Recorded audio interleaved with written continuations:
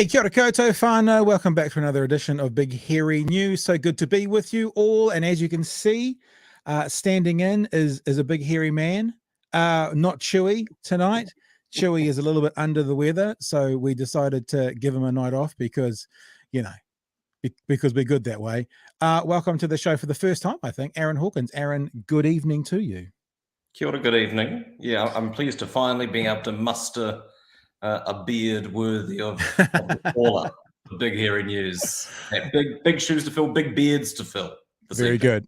Now, for people who don't know, Aaron Hawkins is a former local body politician from Dunedin, because, you know, we have to keep it in the family here when we're doing the show. You got to be from Dunedin if you want to be involved. And we've had probably 2 or 3 opportunities to talk to Aaron over the last year. So we've approached you a couple of times about Three Waters, and you've haven't been available. Timetables haven't quite synced up. So maybe tonight we can delve in a little bit to that as we go through the conversation. But what do people need to know about you, Aaron? Introduce yourself to the lovely people who I don't know what you can see from your end, but who are already, look at this, see, already going for a new beard. It's mandatory for a new beard. Hello, beardy ones. Damn, Aaron, rocking the beard. So they're out there and they're watching already. What do people need to know about you? Fellow bearded man, Rob. Kia ora tātou. I live in Dunedin and have done for the best part of 20 years. I worked in student radio and as a freelance writer until I became involved in local government, which has been my life really for the best part of the last decade, spending 6 years on the Dunedin City Council and the last 3 years up until October of last year as mayor. Spent the summer really focusing on beard growth and my family and picking up my son from school and all those other things that I haven't been able to do for the last wee while, and just a really great.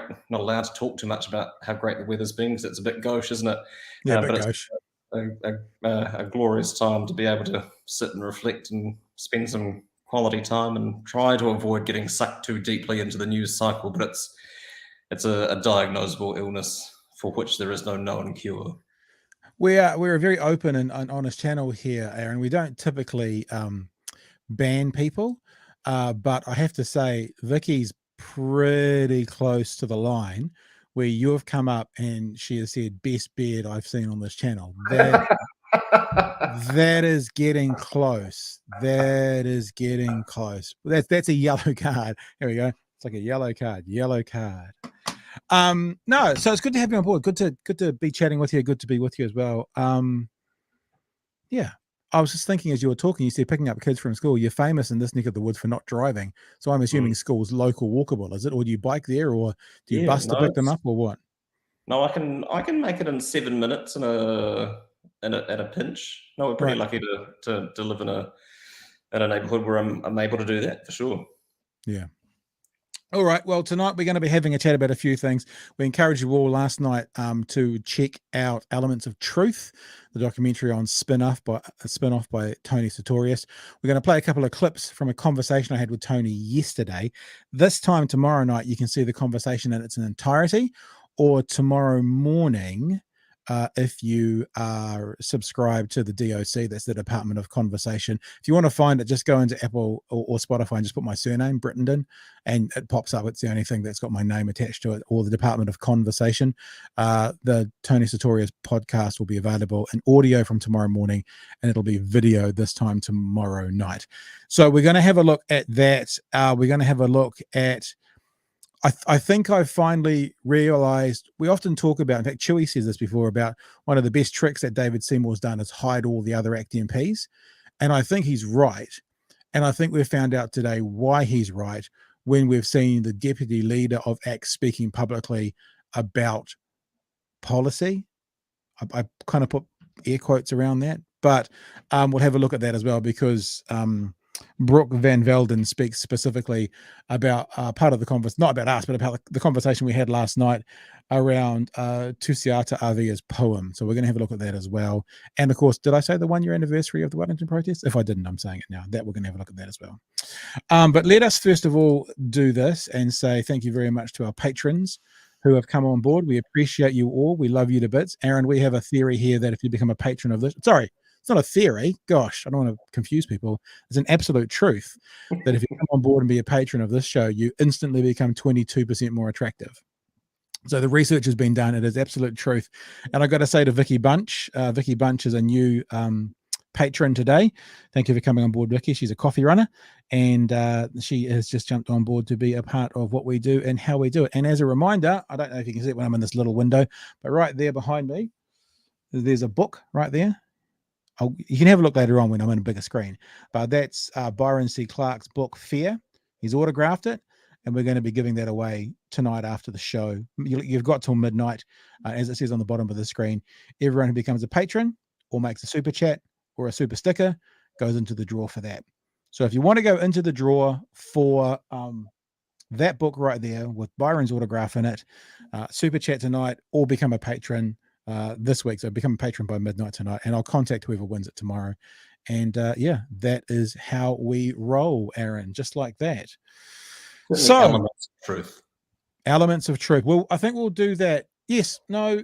What are we doing first? No, I think we're going to do Parliament grounds first. Now, this means that we've been going for a year, because I think we started in the week that this was closing down. So we did a week of broadcasts, and then on the Friday, Thursday or Friday, all this activity happened with the Wellington protest being, dispersed. Shall we put it that way? It's the 1 year anniversary. So I think what we're going to do first of all is have a look at a couple of news items around the 1 year anniversary. We might start with a TVNZ news item, and then we'll have some comments on it. People in the chat, you're welcome to pick up on this. Of course, we'll use your comments and your thoughts that are going out there as well. The 1 year anniversary of the Wellington Protest. A demonstration of democracy or an attack on it? The anti-mandate, anti-vax protest that occupied Parliament's grounds for 23 days at the height of the COVID pandemic revealed the depth of social division and ended a year ago in fires and riots. One News was reporting live on chaotic scenes as protesters clashed with police. 12 months later, the tents and placards are gone, but concern remains there are lessons still to be learnt. Political reporter Kushla Norman was there then and is back there now. She joins us live shortly. First, her report. It will go down as one of New Zealand's ugliest days, the end of a 3-week anti-mandate occupation that had descended into a toxic mix of misinformation and hostility. A year on, the lawn's resown, but there are calls to review the roots of what happened. I'm not actually sure we've actually learned the lessons because we haven't asked the questions. It will be good to actually have a real clear, thoughtful reflection on what happened, why it happened. Today, some protesters returned. The tension's still there. Do you remember what this station's about? Don't you video me. You have no right to video me. Pepe, a music teacher, opposed the mandates. She says there needs to be healing. I call it Devastation Day when the people, the police and the special operations people were brought in. But it was a devastating 3 weeks for this cafe, which had to close, surviving thanks to a council grant. It would be honest to say if we hadn't got that, I probably wouldn't be sitting here today.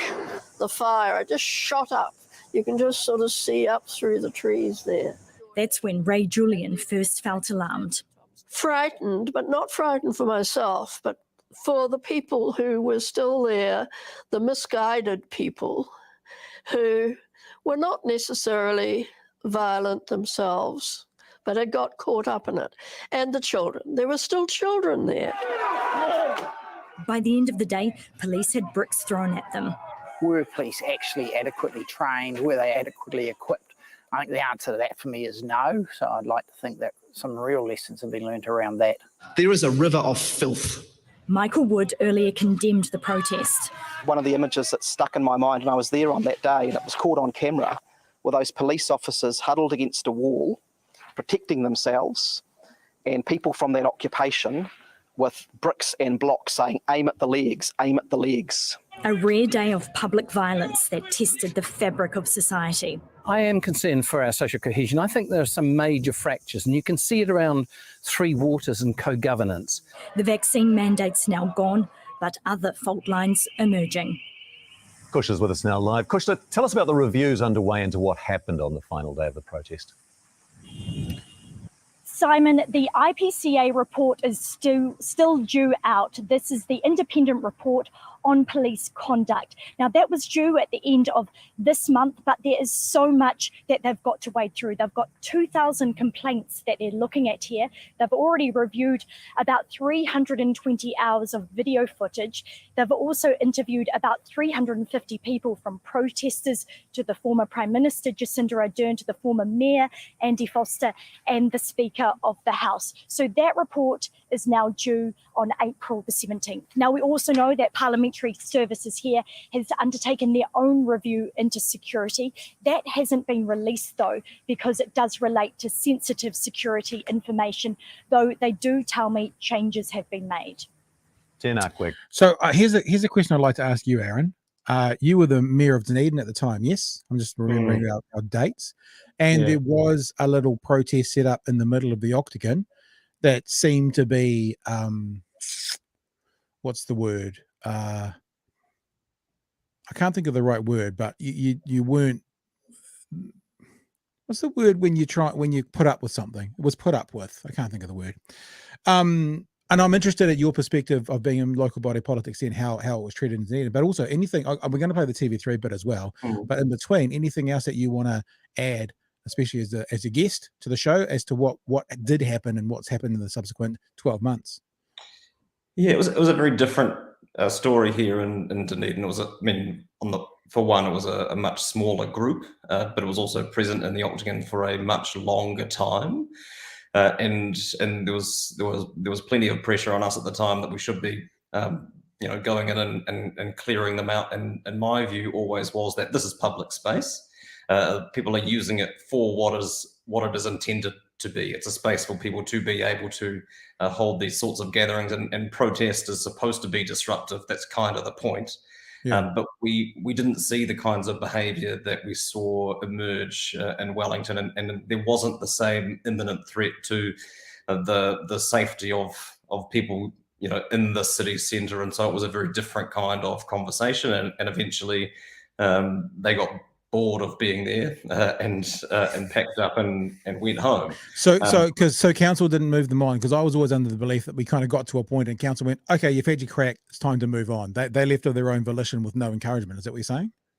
Oh, there was certainly encouragement, but they worked with council staff on the way through, and there were incidents where people lit fires and people were parked on the Octagon lawn, and when people went and asked them to put them out, or fens came, they did what was asked of them. Right. How much longer people would have tolerated that for, I don't know. But we also didn't do anything to actively agitate the situation in the way that Trevor Mallard did, and I think would that have changed the outcome? No one will know that, but I think handling it in as cute a manner as the Office of the Speaker deemed worthy, certainly wasn't helpful in the Wellington situation. So no sprinklers and no I don't know what the music was. It was some like 80s music. Barry Manilow, most 70s music. When I wrote the write-up for this episode, this is what I wrote. It's been a year since Wellington Protest, and new information has been acquired by New Zealand news agencies. We'll see that shortly from the News Hub group. We have a look at the pointless effort to get nothing done and achieve no outcome by the protesters. And I know it sounds, maybe my tongue slightly in my cheek, but I do wonder, 12 months, like nothing they did changed, like sped up the mandate, nothing with the vaccines, nothing they did any of that. So yes, we've always got the right to protest, but what did it actually achieve for their cause? I guess I'm wondering. Well, the thing about protest movements is that they're actually quite hard to organize and to keep on message and to stay focused and to have a particular outcome in mind. And I've been involved in many marches and many protests in my life, and we're always being written off as a rent-a-crowd, rent-a-mob, rabble turning up. But it's actually, that kind of message discipline and having a clear way of being able to articulate what it is you're trying to achieve and how you go about doing that is really difficult. And I think what we've seen in New Zealand in the last year, 18 months, is that people have just been generally grumpy, and being able to build a platform for discontent generally. And I think Groundswell is a great example of this. You know, they were grumpy at the government. They had no real clear goal in mind when they set about that, but built a vehicle that was supported by political actors and institutions that then just attracted, like a magnet, all of these disparate, disaffected groups with some with earnest concerns around public health, and others with more vile concerns and ways of expressing those concerns. And Wellington really was that. It became a festival for the discontented, and I think we've got to be careful about where we lay our opprobrium. I mean, I think that there are a lot of people who are genuinely caught up in this, and through no fault of their own, have been manipulated in a way that made this a viable option for them. And there are plenty of grifters who should know better. Some within the parliamentary precinct, and some outside of it, and you see that from Brian Tamaki and that lot, people who are prepared to go along for the ride because there's always money to be made when people are anxious and upset, and that's the saddest thing for me, is that a lot of good people were collateral damage essentially for other people's menace. You mentioned Brian Tamaki's name. We have a new rule after his announcement yesterday to do with the weather and porn, is that every time you mention his name, we have to play this sting. So I'm just putting it out there, just people will know the joke. If other people don't know the joke, then you don't need to know. But I think what you're saying, though, is right, because I think one of the problems with Wellington is the messaging was so varied. I mean, it certainly started out being an anti-mandate sort of like protest mandate lockdown, but then it turned into so many different messages, and it became an anti-vax. And from my observation, and I was watching it all day, every day on my big screen right here while I was working, it just became an anti-vax conspiracy theory. You know, you remember those photos of people who were literally putting tinfoil on their heads to stop, you know, the radiation getting into them that they were being attacked with by the government. So it moved away from that message. And I have spoken to a couple of people who went down because they were like, these mandates shouldn't be the place. And they said that several of them were gone within the first few days because they could feel it from within changing. I'm not saying that's everybody, but the messaging, when the messaging's not clear, I think that certainly doesn't help the overall cause. And I don't think their messaging was clear one way or the other. No, and there was a lot going on in that campground. It was a very well organised setup. You know, they had laundries and childcare facilities and all the things you'd expect to see at Splore or WOMAD, maybe. But with, you know, and with the endorsement of Dr. Bryce Edwards, who talked about its festival atmosphere. You know, it's a real festival atmosphere down here on Parliament. I mean, I think we've got to be. I mean, we're incredibly lucky as a country, or have been until relatively recently, to have such open access to our political establishment. And I remember being at university and talking to American college students over here. It's like, I went to a protest in the Octagon, and the members of Parliament were just there and standing around. You could go and talk to them. You know, and that's something that we're incredibly lucky to have, that kind of access to our politicians. But I think that has certainly changed and shifted, and I think we're all worse off for that.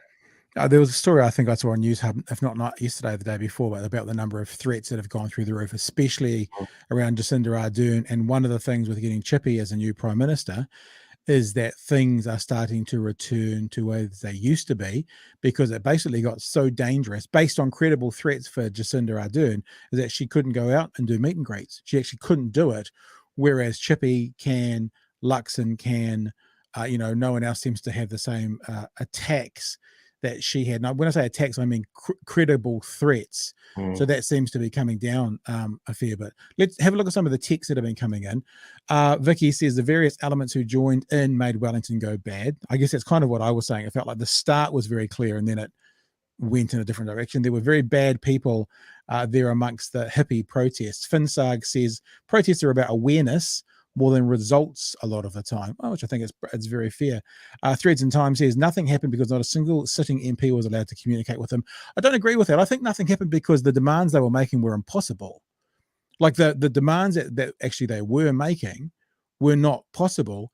And like the indoor mandates thing was going to happen anyway. I don't know. I think that's the reason that they didn't do it, like remove all injections from all people all over the world. And it just, I think the main reason was nothing happened because they didn't have a message that was followable or an outcome that was achievable, perhaps.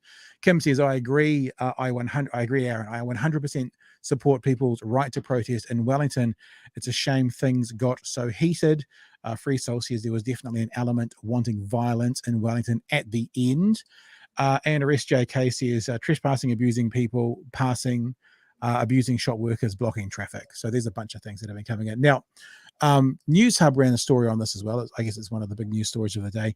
And they've done some official information act, some OIO requests, and got some information from the police. Now, I think it's important to know that they've had to do an OIA to get this, which means this is not necessarily something that these police testimonies knew would become public, because people are straight away going to question what's been said. Oh, how do we know? How do we believe that? Maybe they've just said it.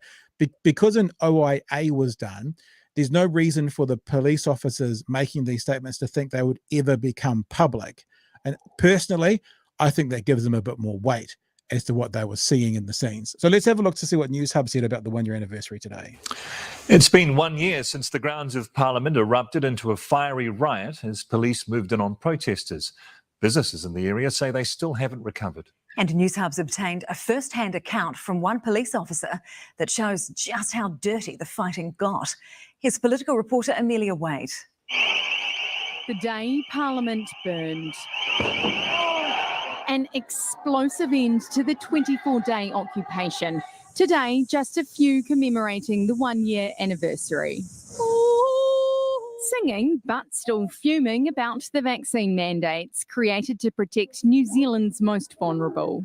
The thing about this, and Aaron, I don't know where you stand on vaccines or anything like that, you're welcome to share it tonight if you want, is still fuming about something now that hasn't been around for what, 8-9 months, whenever they got cancelled in the middle of last year. So they're not currently active. I mean, they did say in the TVNZ story she's a music teacher, so maybe she lost her job because she chose not. This is all maybes, and so she's still angry about that. But this is part of the reason that when we speak to Byron Clark and others, they say that a bunch of and you mentioned the word grifters, Aaron, have swung towards climate change because all their complaints from 12 months ago are basically they've all gone away. No more mandates, no more, these things are all gone, no more signing in at things. So they've got nothing to complain about. So the grifters have spun into something else. We're going to continue on, but do you want to share anything before we do that, Aaron?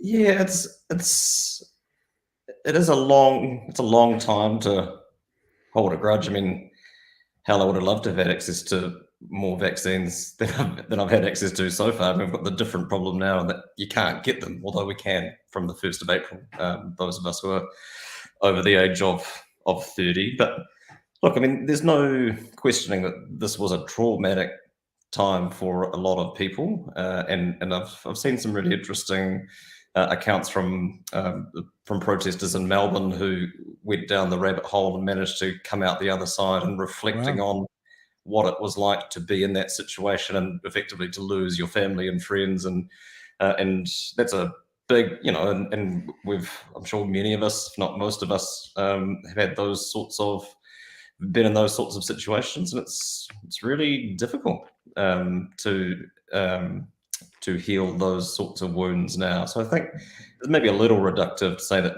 because the root cause of the anxiety is no longer there, that doesn't mean that the damage still isn't there for people who went through that.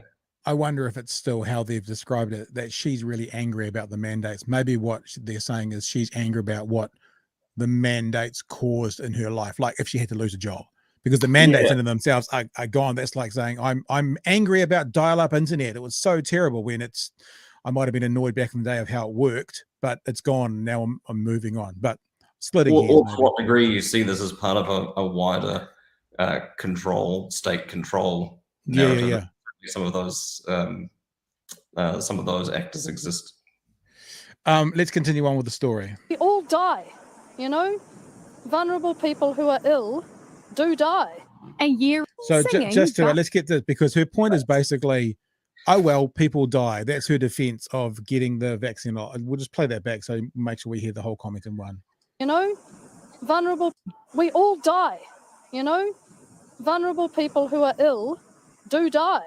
A year ago, they came in cars, campers, and across the sea to challenge the mandates. The protest became an occupation on Parliament's front lawn. We've got Wi-Fi. Through torrential rain and tedious tunes, the protest became professed with haircuts, food trucks, and humongous bowls of guacamole.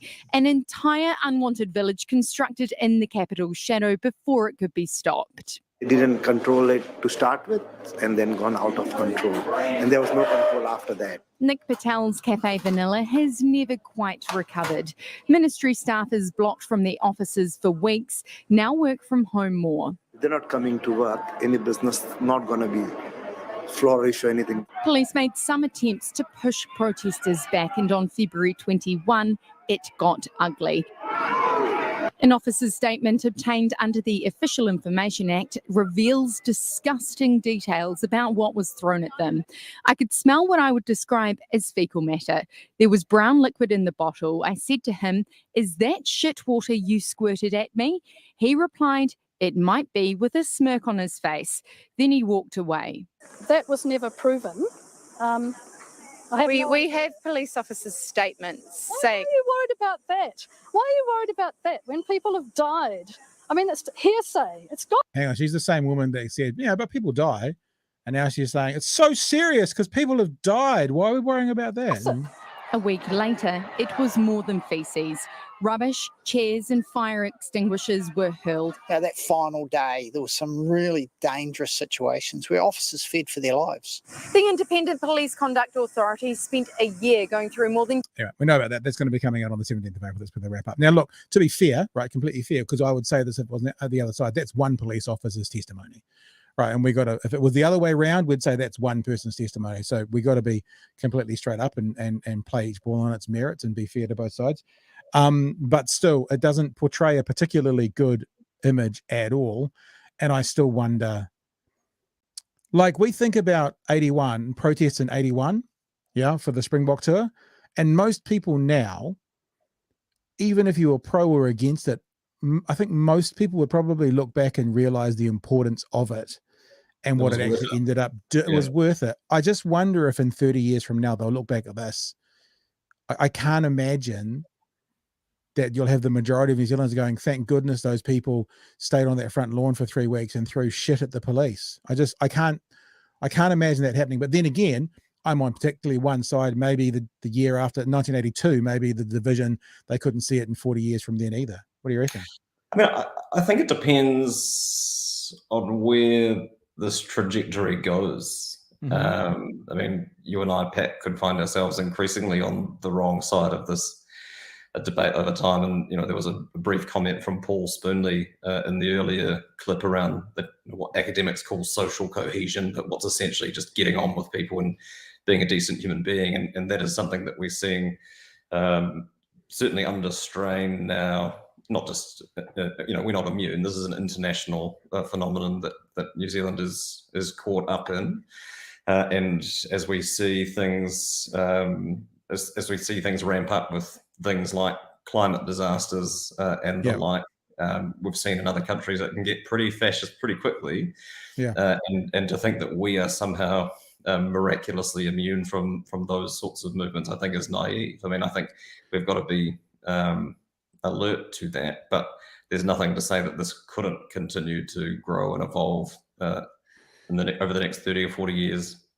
I wanted to mention one more thing from this, and this is the thumbnail for the actual show tonight, because I put this picture on it here of the person at the protest, and it's a little bit clipped, but it says, "I'm sorry you had to shut your shops for protest, but I lost my job and my home." Now, it sounds like we always talk about lived experience or anecdotal evidence always being very emotive and very powerful. But the thing I was thinking is any person who didn't get vaccinated had a choice to make, whether they would or they wouldn't. But that cafe owner who nearly lost his livelihood, he had no choice in the situation whatsoever, because this was forced upon him. Now, I'm not saying that from a position of so we shouldn't protest. I'm just literally going, and I will hammer that. I will shout this from the treetops until the end of time. Anyone who didn't get vaccinated had a choice in that, right? To either get it or not get it, which means if you knew that it was going to cost you at work, as hard as that seems, you still had agency in there to either say yes or no, depending on what you found most important. People who are impacted by that, who are still being impacted by that in the form of business, etc., didn't. I just think it's worth mentioning.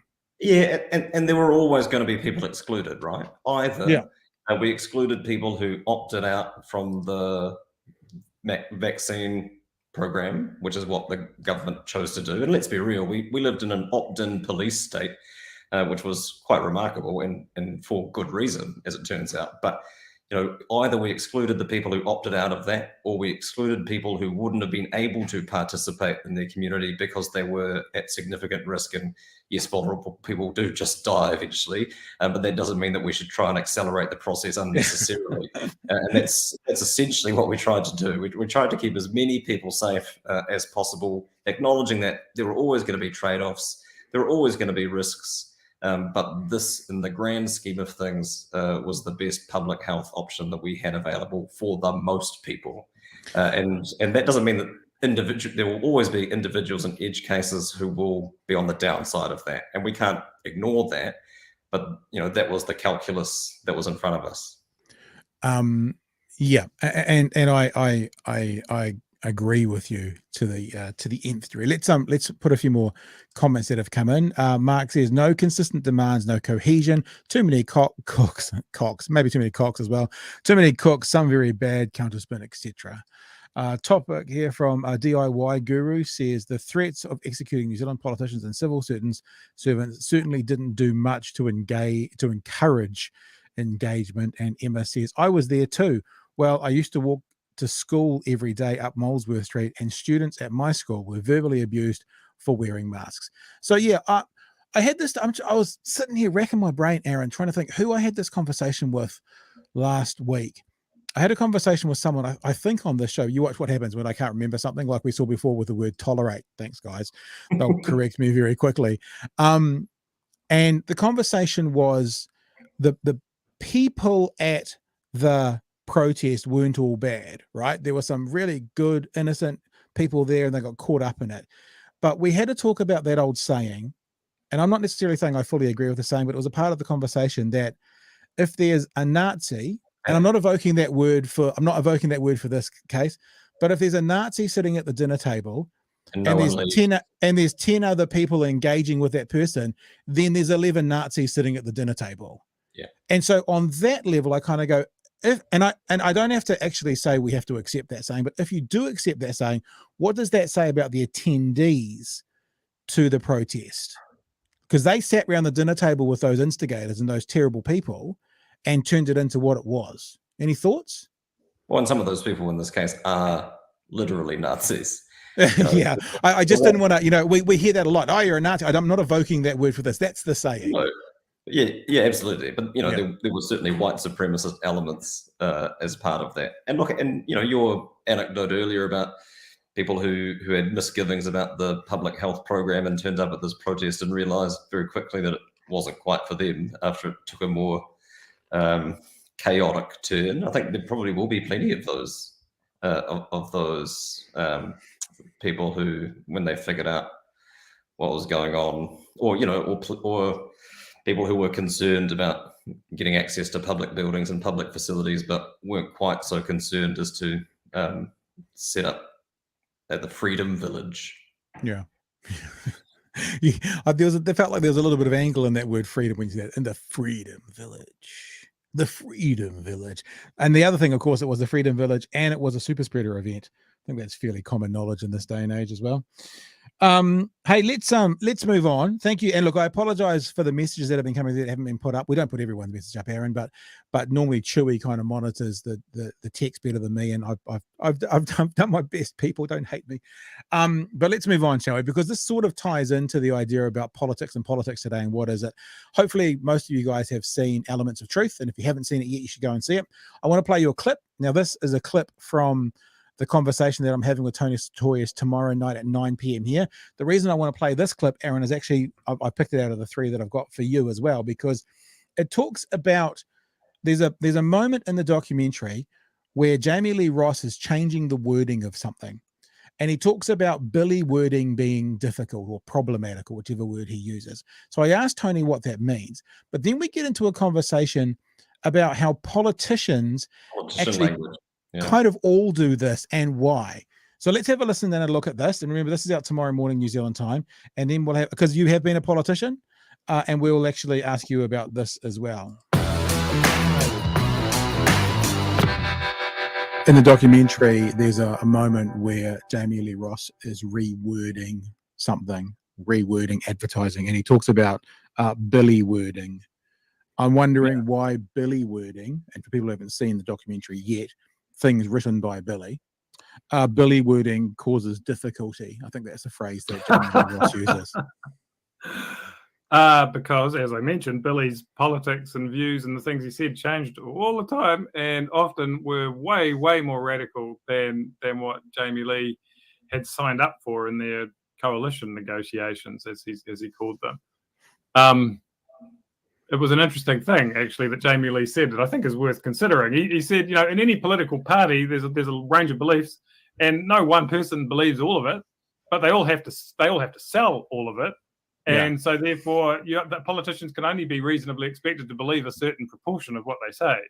You know, he also drew a distinction between, you know, you can bend the truth without making it untruthful. He you know, politician language, he called that.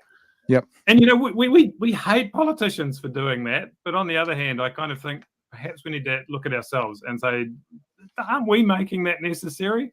I mean, is it really their fault that they're doing the thing that works because we like it at the time? And also because they can't get trapped, like if a politician says, I won't do this. Like, I hate this thing about taxes won't go up. I hate all those kind of promises, because I think, well, if in the future, let's say there is, I don't know, a massive flood which requires taxes to go up, and they've made some pledge before the election. Imagine, like, just hypothetically speaking here, Tony, and they've made a pledge, no income tax or no tax rises in our first term, yet there's an event which actually the resulting that potentially taxes going up would be useful to, then they're stuck into this thing. So they use this kind of mealy-mouthed roundabout wording, so they never get trapped in anything concrete. And because if they do, then if they have to go against it for the right reasons, then they're screwed. So yeah, I think we require that, because what happens is the media and the public go, but you said, and you're like, yeah, but I said that based on not knowing about this event, which is causing us to need to change, but we won't accept that. We just go back to, but you said. Yeah, well, exactly. You know, there's a New Zealanders need to actually have a serious think. If we want politicians to be honest, if we really want that, what would it sound like? You know, it wouldn't sound like someone who could sort of be in office for 5 years and be saying the exact same things at the end as they were at the start. That doesn't make sense, you know? Yeah. They would have to come on and go, yeah, I did say that, but I was wrong, and I've learned some things since then because I've been Prime Minister for a while, and here's what we're doing instead now, because this is now necessary, you know? And we probably would crucify them for it, to be frank. I don't think we actually do want that from our politicians, or if we do, we don't reward them for it. Yeah. So therefore, that's not what we get, and that's sort of our fault, really. Yeah. No. I don't want to. I'm not saying that to defend Jamie Lee, right? I mean, he's got to live with himself, but he makes a very interesting point about what professional politics actually is, and whether that's, you know, who owns the responsibility for that, really. Who sets the rules? I mean, do we set the rules because we've grown to expect that, or do they set the rules and we've adhered to it as a chicken and egg? I don't know, but those are the rules right now, is what you're kind of saying. Yeah. I think media is a significant part of it, because that kind of, you know, oh, but you said thing is like, it's a real easy, superficial but simple way of kind of, you know, making your bones as a journalist, I guess, trapping some politician into. I mean, I think what a politician would have to do in order to escape from that horrible thing is just be willing to say, yeah, I did say that, and now it's different, and that's how it is. Punish me if you like, but I'm changing my policy on that because I was wrong, and now this is what needs to happen. Or even I was right, but circumstances have changed. And I think that's the thing. It's like if the best thing to do is go against something that you said a year ago because a year ago you didn't know about it, it's actually not I was wrong, as you said. It's like at that point we could say that things have changed. Like it's like saying I'm never going to leave this house. I'm going to live here the rest of my life, and your house burns down. Yeah. It's like, okay. Yeah. I'm going to stay in the ashes because I said I would. So I'm going to stay. Like actually, circumstances have changed. Therefore, the pledge I made needs to change. So there you go. There's a little clip, and I'm actually interested as I'm listening to that, Aaron, about you as a politician, and it does make me think about things like Three Waters because infrastructure is a big conversation that's been going on. Oh, that won't do that again. My camera. Infrastructure is a big conversation going on about. We haven't had enough funding for infrastructure for the past 50 years because councils en masse haven't maybe been charging enough. Charging, is that the right word? Setting rates high enough to keep up with infrastructure, perhaps. And now we're at a situation where we've got all this division around what I think is a load of bullshit being spun by groups like Groundswell in general. But this is where we're at. No one wanting to, so all the mayors this time around were like, we're going to keep our infrastructure. What they didn't then say was, and your rates are going to go up significantly. They'd tell them one side of it, but they wouldn't tell them the other side of it. What do you think about all of that? There's a lot there. It's a combination of things. I think it's certainly underinvestment for decades. But also significantly higher levels of inbound migration than we were anticipating. So, we're decades, population-wise, decades ahead of where we thought we might be, and don't have the infrastructure to be able to support the kind of population that we have now, and will continue to grow. And we base all of our projections off Stats New Zealand forecasts, and they are inherently conservative. But that is what you've got to play with, it's interesting in the Three Waters debate now, which I agree with you, has mostly been built around dog whistle racism and some magical thinking about how we might be able to solve this problem on our own, and we now have a counter argument that the National Party have released their policy on the weekend, which is essentially the status quo. You can keep it all. Your rates won't go up, or maybe they will. They will a little bit, but only for some of you. Only for the poorest. Only for the if you're really struggling or you're really small, then your rates might go up a wee bit. And there's I don't know. Jonathan Milne wrote a great piece for Newsroom yesterday, and talking to Standard & Poor's and others. This is going to be huge, and it's going to cost a lot of money, whether it's the government paying or ratepayers paying or people paying water bills to a water services entity like people do in Auckland. It will cost a significant amount of money to catch up and then build for the future. And that's to say nothing of what we know we will need in terms of stormwater capacity to deal with, more extreme weather events and so on. And I think that the argument has been around how much money will you save, and people don't, what's the cost? Because people may be prepared to pay more if it means that they are in direct control over something. That's a legitimate argument. But the idea that there won't be forced amalgamation of services at a regional scale, because what politician in their right mind in Dunedin is going to opt into a regional model to bail out Clutha? Of course. Who's going to do that? Nobody.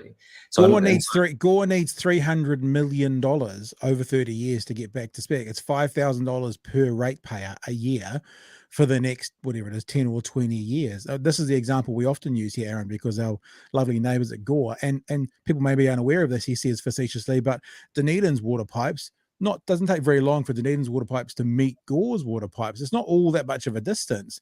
So if they've got crap infrastructure, let's say it's full of lead, there's not like a barrier at Dunedin's border that all the bad shit stops, all the Campylobacter stops and doesn't flow through. So I just, and as you've just said, we identified this last night. Councils have been able to do this ad infinitum forever, and they haven't. Now National's going, well, let councils do it. What? They haven't done it to this point. What would make you do it? And when I say wealthy, I don't mean financially wealthy, but for the areas with good infrastructure, they're not going to want to lumber themselves with the areas for bad infrastructure. So you're going to, if it goes through, you're going to get disparity of those who have and those who have not even bigger. Yeah. So what do you do? And they're unclear on this. What do you do then if you've got a poor performing council who isn't up to their job, and they say, "Oh, we want to opt into a regional CCO or whatever the alternative is," and all their neighbours say no, because we're going to look after ourselves, thanks. So of course they will force them to amalgamate. You know, there's no other way of getting around that. And I think the sad irony for me is that all of these, I mean, a lot of the biggest resistance to the water reform program has come from areas of the country that have no water infrastructure. Yeah. So rural councils that have no wastewater facilities, no drinking water supply, are the ones who are vociferously against this thing that doesn't really affect them, mostly because, you know, they don't like the idea of sharing power with tangata whenua, and some of them are bold or stupid enough to say that out loud, and others have more delicate political language, politicians' language, to frame that. But you know, that's the reality. It's going to become, and if they are going to stay in control of it, it's going to cost them so much money to do the necessary work that they won't be able to afford to do anything else really in their community. And that's the sad irony for me, is that in their campaign to keep their three waters, they lose the capacity to do anything else, and they've turned themselves into glorified water boards. And then what's the point? And I think that may be slowly dawning on them, because I think a lot of them genuinely thought or desperately wanted to believe that, you know, the National Party would turn up with a checkbook and bail them out. And you know, they've said that in some cases they will do that, but I can't see that being very many. And so, you know, it's going to be left to the ratepayer to pick up the tab. We do celebrate here in the show quite often, Aaron, that when Jacinda Ardern left office, the head of Federated Farmers said that farmers have lost a friend in Jacinda Ardern, because it's not what you hear groups like Groundswell and that saying. And I agree with you. It's a little bit like the MAGA movement in America, the dusty white people, the poor white people in the middle of Ohio voting against their own self-interest. Rural New Zealand would be much better off with a centralized funding for Three Waters rather than them funding it themselves. Places like, we did the numbers on Waimakariri the other day, because they were on, the mayor of Waimakariri was on Q&A. 28,000 rate-paying properties. He estimates $300 million over 30 years. The government estimates 1.3 billion, but even using his numbers, that's $350 on average per rate-paying property per year for the next 30 years. And that's only if they had the money. That's not if you go with National's plan, who are going to borrow, because then it would be $350 million plus interest is what you're putting on each of those properties for the next 30 years. I don't know what the rates are exactly in Waimakariri, but I wouldn't think they're $3,000, $4,000, $5,000. I think they're several hundred to $1,000. So it could be a 30 to 40% increase for some people. And they're like, easy as, this is easy, we'll just do it this way. So what? And I don't think anybody in the local government sector thought that fixing this problem wouldn't mean that it was going to cost more money to the ratepayer. That's why I find it bizarre that Simon Watts ever thought that line would stick, that National ever thought they could sell the line to people that this problem can be fixed and it won't cost any more than it currently is. Because you're right, even the conservative estimate of the infrastructure deficit is hundreds of millions of dollars to catch up, let alone to provide for growth and future-proofing your infrastructure from a climate point of view.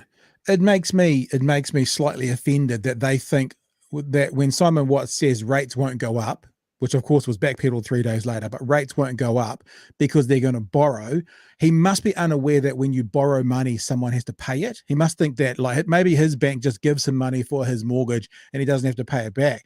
But if someone has to pay the money you borrow over the next 30 years, who pays that for the council's infrastructure? Now, you've been a mayor. I would suspect it's the ratepayer. Yeah, but if the council borrowed.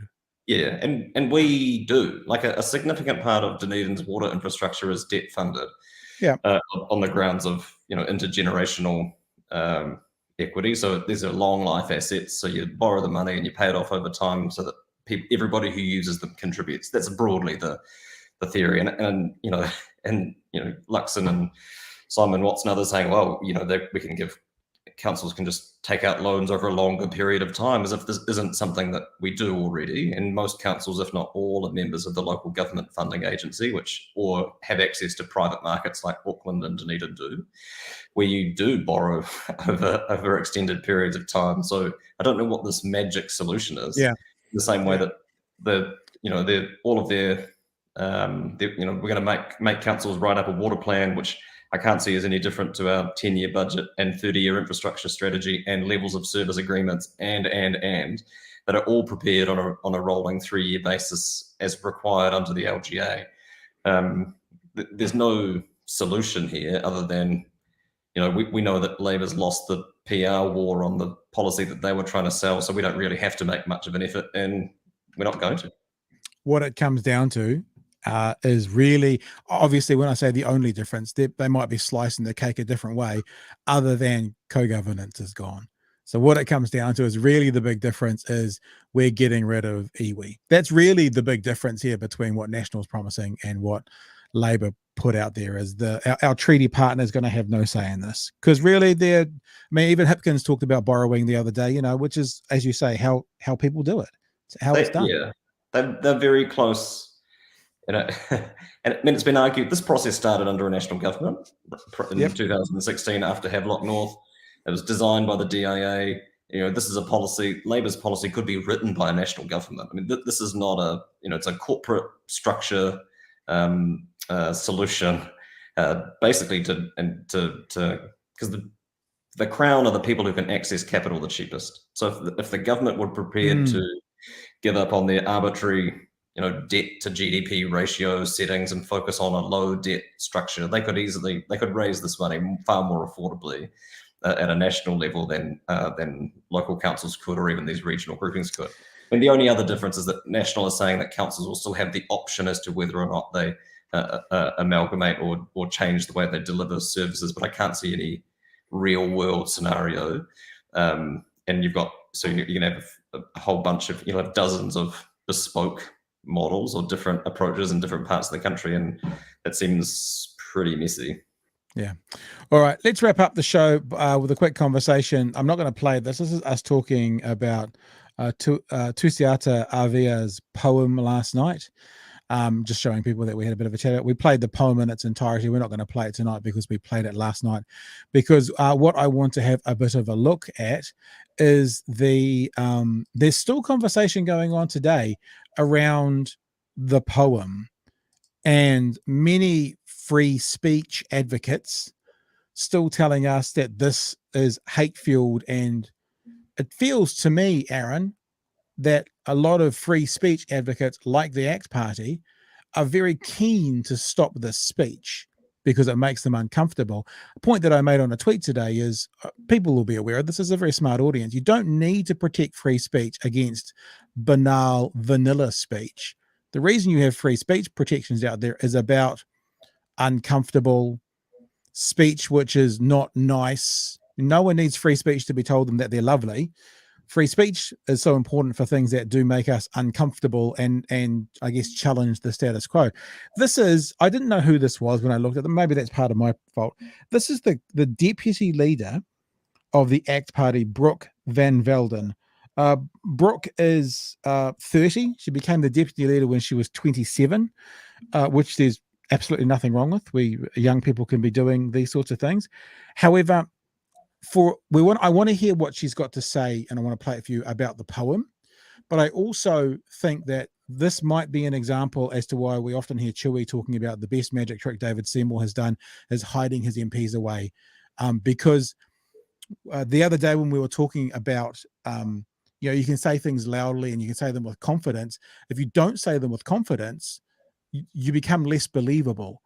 And Brooke Van Velden here is talking about the poem, but I've taken it back a little bit because she starts to talk about Rob Campbell. And I don't know who the host is for this show because this is the AM early show. So AM starts at 6 a.m. I believe they run an hour between 5 and 6. So I think this is called AM early. And the host of this show, one of the things we do sometimes, Aaron, is we talk about the media. We critique the media in some levels. It's not just a softball interview, but she's agreeing with everything the ACT Party deputy leader is saying. So I'll just play you this first part of it. It's like the first 50 seconds she's talking about the Rob Campbell decision. I just want you to see if you can understand the ACT policy here that she's there representing as to what they think and what they will do about this kind of situation. What I want to see now is the minister appoint a health minister, appoint somebody to the public service in the role of chair who will actually look after people in the health service rather than going on social media and making political rants. Yeah, well, that's right. And he did say, just to refresh everybody's memory, that he thought National's policy was a thin disguise for a dog whistling on co-governance. Is it? Well, look, no, it's not. I mean, the public should be able to have faith that the public servants will implement the policies of the people that are elected. These types of comments don't go any way to give people faith in our public service. But importantly, there will be different policies that different political parties are putting out, not just in election year, but throughout every term of government. We need to know that people in leadership positions are showing leadership to everybody in the public service, that no matter what the policy is, they're there to implement it for the government of the day that the people elect.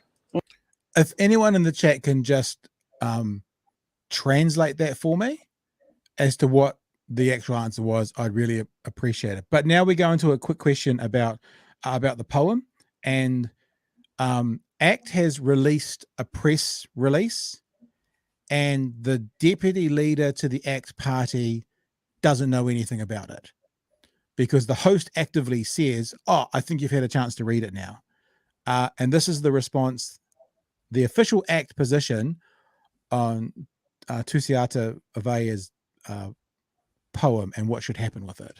Speaking of co-governance, ACT has just released a press statement this morning, which you've had a brief chance to go over.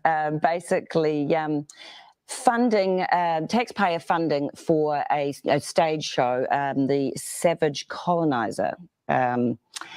Yes, so what's ACT's stance on this? You obviously believe that it shouldn't be? Yeah, look, I think the government should withdraw its funding of this particular project. Look, we have a lot of money going into creative arts. What we don't want to see is hate-fueled art being funded by the government. You know, what is the difference here between a piece of art that says that it wants to get rid of James Cook and all of its descendants and is making hate-filled racist statements?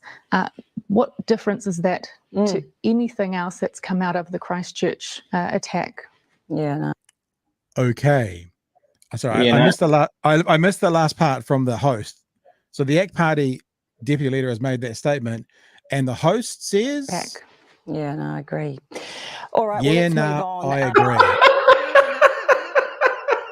agree. Yeah, nah, I agree. So the deputy leader of ACT has said an imaginary poem talking about colonization and how Pacific people feel about perhaps losing their autonomy, losing their culture, is the same. How is it any different than what a mass murderer did with a gun in mosques in Christchurch, Aaron? That's the official position from ACT. What are your thoughts, sir? That's extraordinary, eh? The answer to your first question is it was a masterclass of not answering the question and just barreling on with your talking points. It was a hell of a segue talking about co-governance, just to then go to talking about co-governance.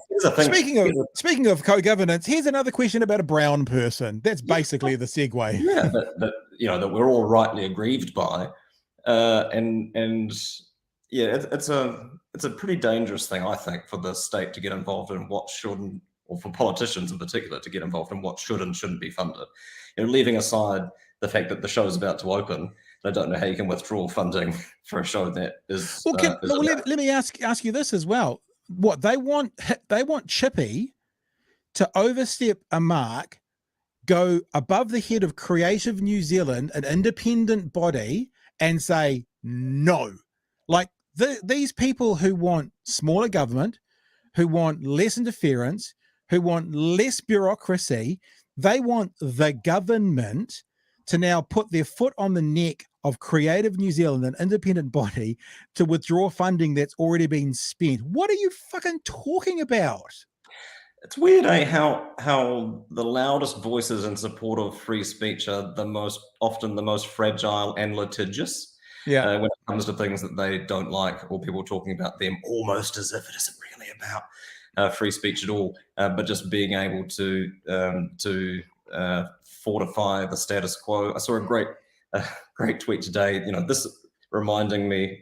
This reminds us of all of the moral panic around hip hop and a lot of middle class white people who insisted on taking hip hop lyrics literally and whipping up a frenzy about that. This is an artistic expression of a build up around the impacts of colonization, which is the very nature of this country, and if that isn't something that our state creative agencies should be funding, then I don't know what is. And yes, that is going to be uncomfortable for people, and we should be proud of having artists of this caliber who are working in this realm and creating work of this nature.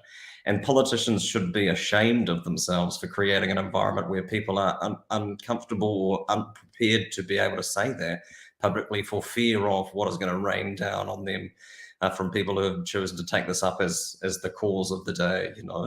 It is surely we're mature enough and grown up enough and big enough and ugly enough to be able to have these debates. But there's a long running. And they will say that it's not about censorship. It's that state funding shouldn't be applied, but they're not arguing that the state shouldn't fund art, are they? They're just arguing that it shouldn't be used in this case. So they should. But that was one of the comments was they say pretty clearly that the government shouldn't be funding angry art. Now, you remember when we hear about things like that, angry art or bossy women, is there like maybe a little undertone of what they mean by like urban art? Is there a little bit of an undertone there? It's like, actually, what do you mean you can't fund angry art? I mean, art is completely about emotion and expression. So what, you can fund loving art and I don't know, scared art, but not angry art. What are you talking about? It's just utter lunacy.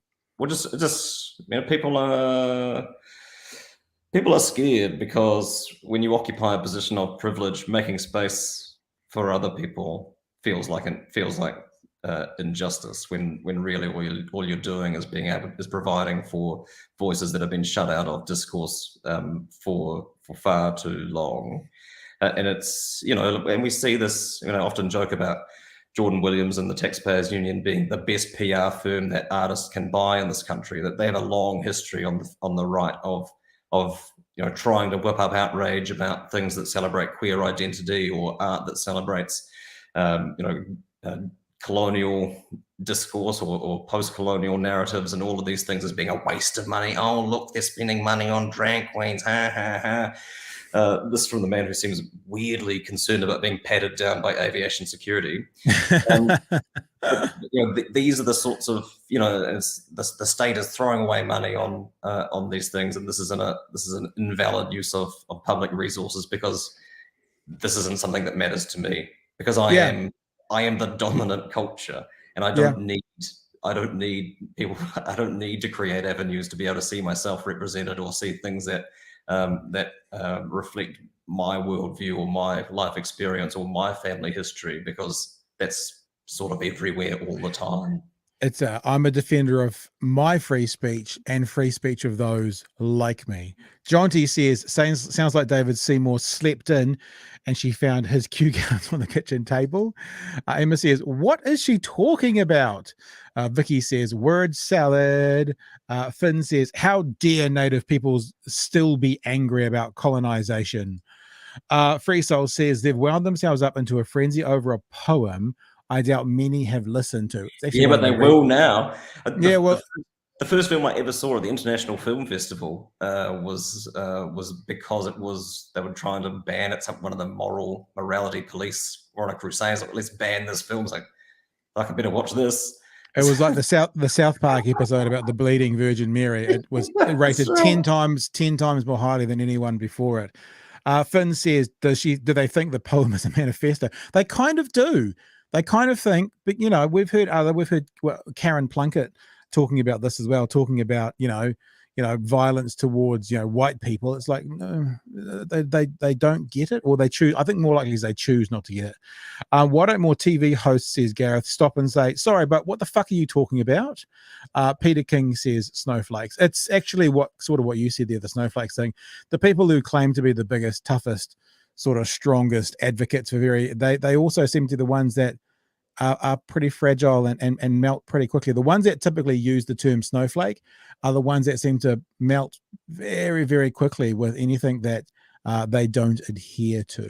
We talk about this in comedy, right? The difference between punching up and punching down.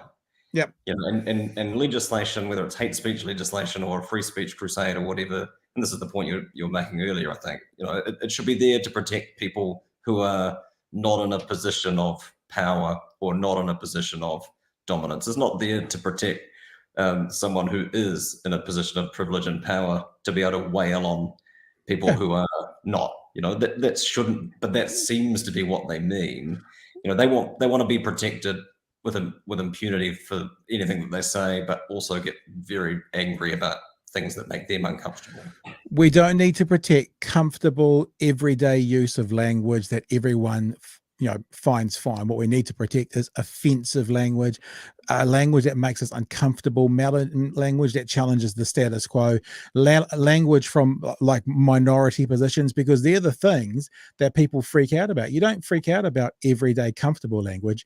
People freak out about the other side of language, which is why it needs to be protected. So actually this poem, and I don't know if you've actually heard the whole poem, Aaron, but this poem which we played last night, she's pretty confronting. It's a pretty confronting poem.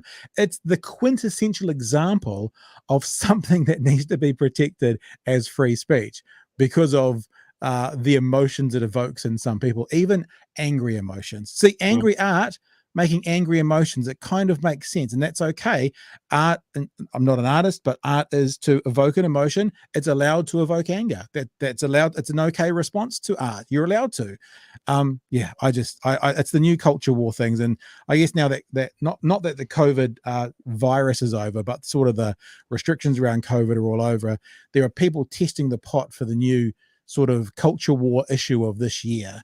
And, they're testing it and they're trying this and they're going down the climate change route. Now they're going to go with, vaccines for cows who burp too much. And they're going to go, angry poems and, public money. And they're testing it. And they'll cue in on something and it'll be the new culture war thing for the rest of the year to go up until the election.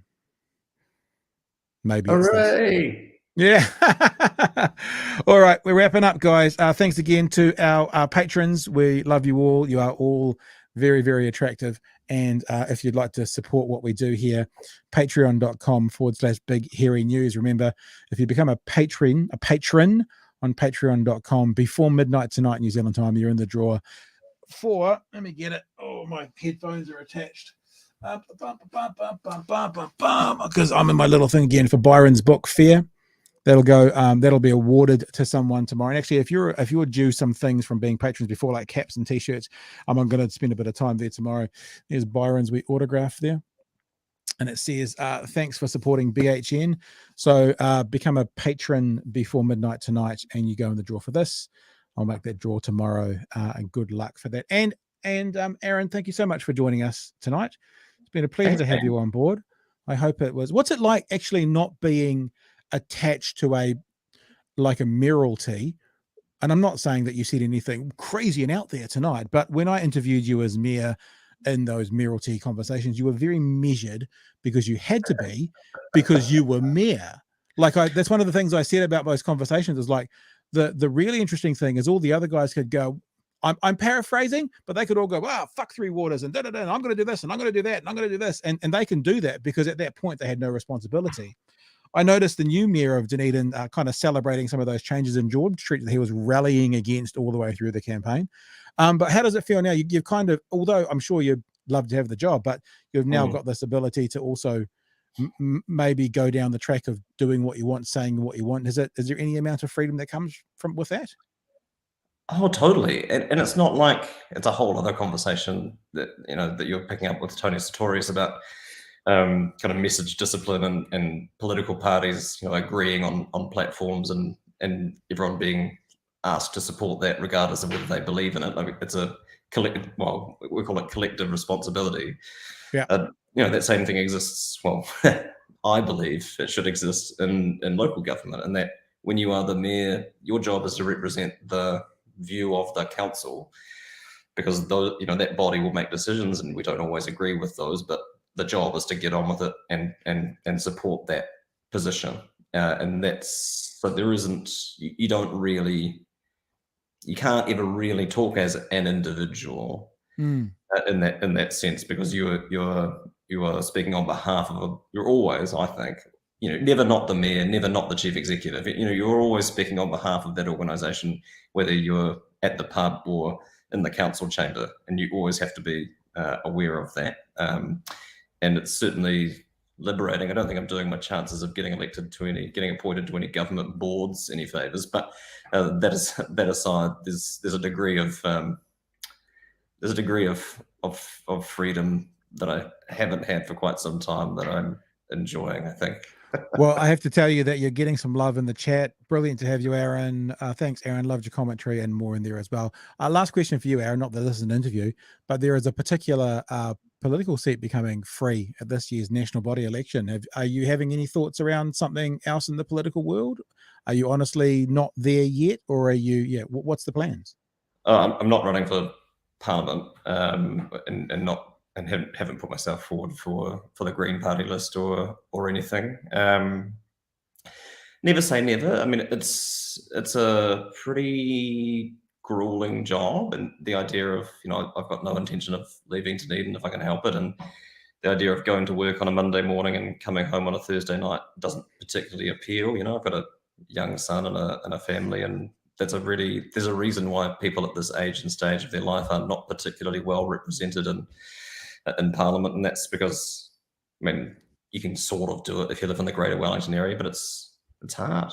So I'm focusing on working on other projects, but who knows what the future will hold. But if the current, going back to your parliamentary occupation story, if the current trajectory continues, it's becoming harder and harder in good conscience to encourage people to put themselves forward for these kinds of roles, right? Like it's an ugly environment.